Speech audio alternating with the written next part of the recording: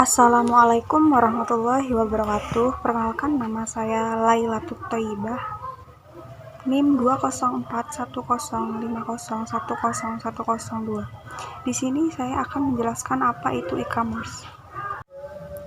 Pengertian e-commerce. Apa itu e-commerce? Elektronik e-commerce atau e-commerce adalah segala aktivitas jual beli yang dilakukan melalui media elektronik.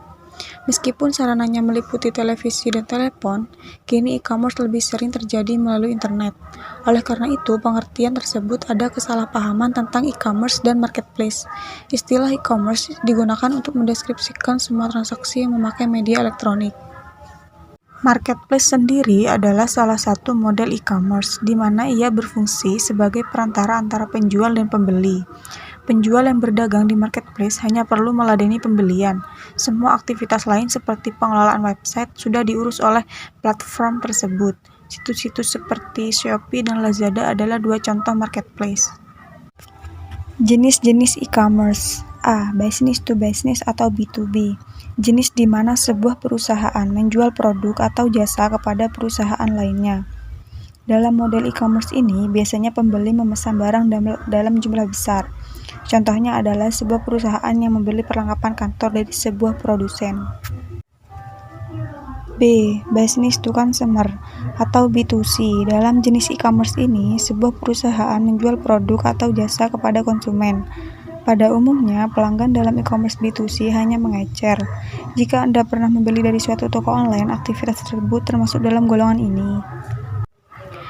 C. Consumer to consumer atau C2C. Pernah menjual barang bekas ke orang lain yang membutuhkannya melalui internet? Aktivitas tersebut termasuk dalam e-commerce jenis ini. Dengan kata lain, C2C adalah transaksi online antara dua individu. D. Consumer to business atau C2B. Berkebalikan dengan B2C, e-commerce C2B adalah skenario di mana seseorang menjual produk atau layanan kepada sebuah perusahaan. Seorang graphic designer misalnya menawarkan dan menjual logo buatannya kepada sebuah bisnis makanan. E. Business to Public Administration atau B2A.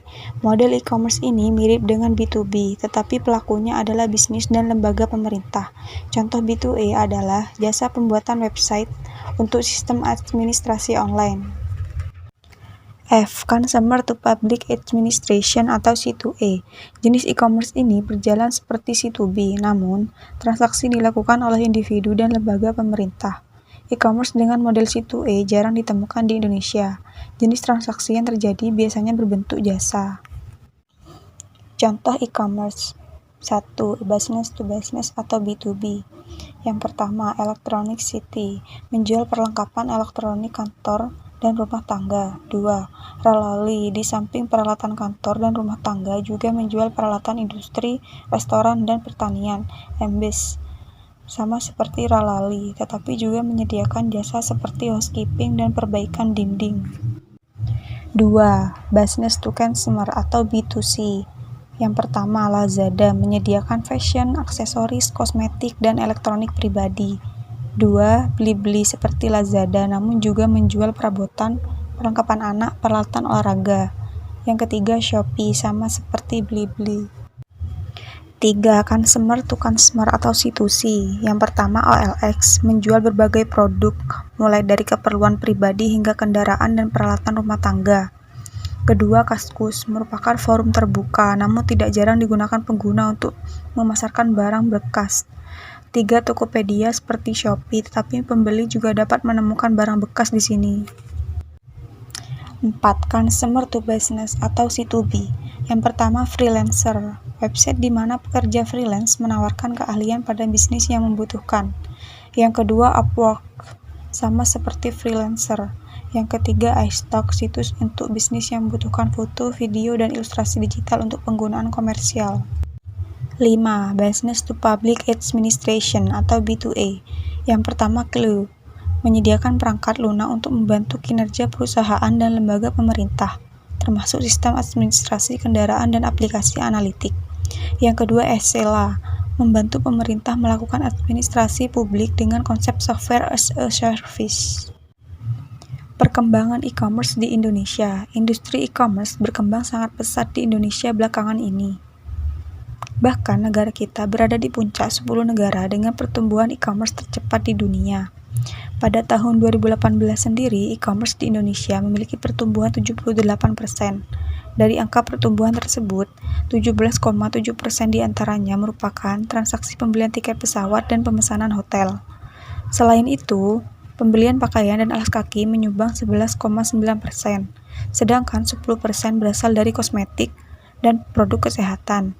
Dinilai dari statistik tersebut, memiliki sebuah situs e-commerce tentunya akan sangat menguntungkan, baik bagi kita yang sudah memiliki bisnis maupun yang baru akan memulai. Apalagi e-commerce menawarkan banyak manfaat. Manfaat e-commerce 1. Jangkauan yang luas. Sebagai pemilik toko konvensional, Anda hanya dapat menjangkau pembeli dari daerah yang sama. Lain halnya jika Anda memiliki sebuah website e-commerce. Dengan demikian, pembeli dari berbagai penjuru negeri dapat melakukan transaksi di toko Anda. 2. Tidak dibatasi oleh waktu. Toko di dunia nyata bisa beroperasi selama 24 jam setiap hari, tetapi biaya untuk mendukungnya pun akan sangat besar. Melalui internet, pembeli tetap dapat mengakses dan membeli dari toko walaupun Anda tertidur lelap. 3. Biaya yang lebih murah. Biaya operasional lapak online sangat rendah dibandingkan toko berbentuk bangunan.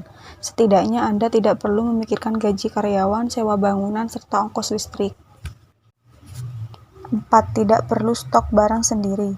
Dalam industri e-commerce, Anda bisa menjadi seorang dropshipper. Teknik pemasaran ini memungkinkan Anda berjualan tanpa memiliki stok barang. Ketika order datang, Anda tinggal meneruskannya kepada produsen barang yang diinginkan. 5. Kemudahan mengelola transaksi dan pengiriman. Dengan memiliki toko online, Anda tidak perlu pusing memikirkan cara transaksi dan pengiriman barang. Kini sudah ada layanan pembayaran elektronik yang dilakukan melalui internet. Selain itu, barang kiriman dapat dilacak secara online. 6. Mampu mempelajari kebiasaan pelanggan. Menjalankan bisnis online tanpa memahami perilaku pelanggan akan menyia-nyiakan investasi Anda. Saat ini sudah banyak tool analitik yang dapat digunakan untuk mempelajari data toko online Anda, seperti Google Analytics. 7. Kerja dari manapun. Seperti yang telah disebutkan sebelumnya, toko online dapat diakses kapanpun. Oleh karena itu, Anda pun dapat menjalankannya dari mana saja, asal memiliki perangkat dan koneksi internet yang memadai. Mungkin cukup itu saja yang dapat saya jelaskan. Bila ada salah kata, saya mohon maaf sebesar-besarnya. Terima kasih. Wassalamualaikum warahmatullahi wabarakatuh.